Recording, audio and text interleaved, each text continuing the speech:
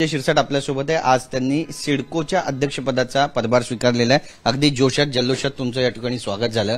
कसं वाटलं तुम्हाला? आणि जी काही आव्हानं आहेत, पत्रकार परिषदेमध्ये पण बरेचसे प्रश्न विचारण्यात आले तुम्हाला आणि प्रश्नांचा भडीमारच होता, कसं या सगळ्यांमधून मार्ग काढणार?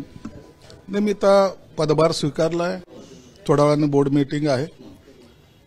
अनेक लोकांचे प्रश्न हे अडले गेलेले आहेत असं माझं मत आहे। काय कारण असतील मला माहित नाही, परंतु असे अनेक प्रश्न पण त्यांनी निर्माण केले की ज्यांची उत्तर मी देऊ शकलो नाही। म्हणून मी पहिल्या सिडकोचा हे सर्व कारभार थोडा समजून घ्यायचा प्रयत्न करतोय। आज कॅज्युअली आलो, उद्यापासून या सिडकोच्या असलेल्या प्रश्नाबद्दल किंवा पत्रकारांनी उचललेल्या प्रश्नाबद्दल संपूर्ण माहिती घेऊन काय आपल्याला त्यात भूमिका घेता येते हा प्रयत्न मी करणार आहे। सर्वसामान्यांसाठी 40,000 घरं बांधण्यात येतील सिडकोच्या मार्फत, अशी सुद्धा एक माहिती येते। यामधलं तथ्य नेमकं काय वाटतं? निश्चित बांधणार आहेत। काही ते सिडकोची घरं रेडी आहेत, त्याचा सुद्धा ड्रॉ करणार आहेत आणि मला वाटतं या 8-10 दिवसामध्येच ती प्रक्रिया पूर्ण करणार आहोत।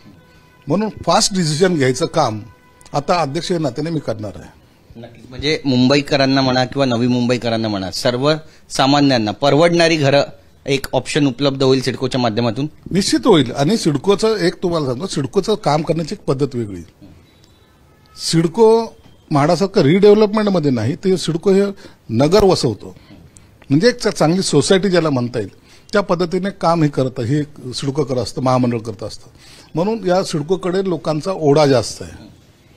मग किमतीमध्ये जी तफावत दिसते ती यामुळे दिसते की सगळ्या सुखसुविधा रस्त्यासहित हेच सिडकोला करावं लागतं आणि म्हणून ते रेट कसे कमी करता येईल हा सुद्धा आमचा प्रयत्न राहील। बरं, नोव्हेंबर 10 ते 12 मध्ये मतदान होईल आणि ऑक्टोबर 10 ते 12 तारखेपर्यंत आचारसंहिता लागेल अशी माहिती मिळते।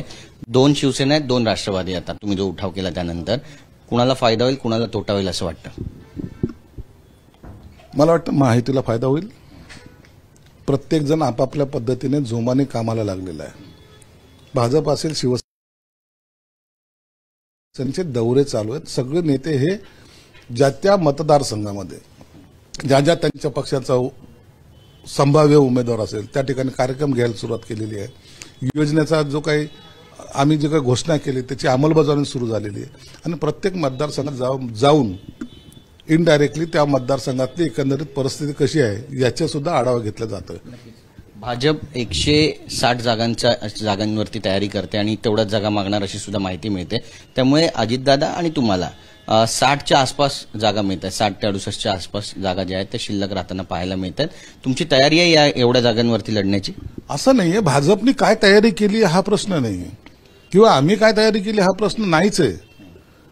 हे तिन्ही नेते मी वारंवार सांगतो, तिन्ही नेत्यांना एकत्र बसू तर द्या। एकदा ते बसून हा फॉर्म्युला जेव्हा ठरवतील त्या टायमाला मला कळेल की आम्हाला आमच्या वाट्याला किती जागा आल्यात आणि त्याच्यामध्ये मुख्यमंत्री एकनाथ शिंदे साहेब आहेत, अजितदादा आहेत, देवेंद्र फडणवीस आहेत, ह्यांना निर्णय घेऊ द्या ना। कुणाला काय वाटतं? मला वाटतं की 200 जागा लढवत, पण मला वाटल्याने होत नाही। तर युती करणारे जे नेते, जागा वाटप करणारे जे नेते, त्यांच्या बैठकीनंतर यावर स्पष्ट तुम्हाला चित्र दिसेल।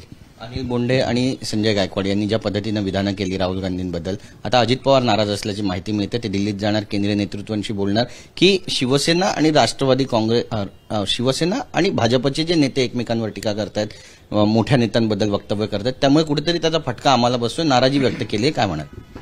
त्याबद्दल मला कल्पना नाही आणि याची सर्व दखल मुख्यमंत्र्यांनी घेतलेली, म्हणून याच्यावर भाष्य करणं मला वाटतं योग्य नाही। नांदेडमध्ये कार्यक्रम होतोय, त्या ठिकाणी लाडकी बहिणीचा कार्यक्रम आहे आणि निकृष्ट दर्जाचं साडी वाटप झालंय असं सुद्धा आरोप होतोय। या सगळ्यांची चौकशी व्हायला पाहिजे असं वाटतं? लाडक्या बहिणीचा कार्यक्रम वेगळा आहे, त्यांच्या खात्यात पैसे जातात, साड्याचा आणि त्या पैशाचा काही संबंध नाही अर्थार्थी। एखादा कार्यकर्ता त्याच्या स्वखुशीने जर काही वाटत असेल तर त्याची किंमत किंवा सरकार देत नाहीये किंवा सरकारचा त्याच्यात कोणताही फायनान्शियल लॉस नाहीये, तो त्या कार्यकर्त्याचा उत्साह त्यांनी वाटलेलं ते गिफ्ट असतं।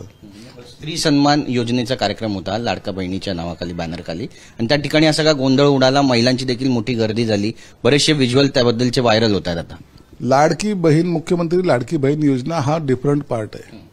तिच्या अकाउंटमध्ये डायरेक्ट पैसे, त्याच्यासाठी जाहीर कार्यक्रम घ्यायची गरज नाही। संबंधित कार्यकर्त्याने जर एखादा कार्यक्रम ठेवला असेल आणि त्याच्यातर्फे जर त्या लाडक्या बहिणीला काही गिफ्ट द्यायचं असेल तर तो त्याचा वैयक्तिक प्रश्न आहे आणि त्याच्यामुळे एखादं गिफ्ट देताना गर्दी होते म्हणून त्याचा गैरअर्थ घेण्याची काही गरज नाही.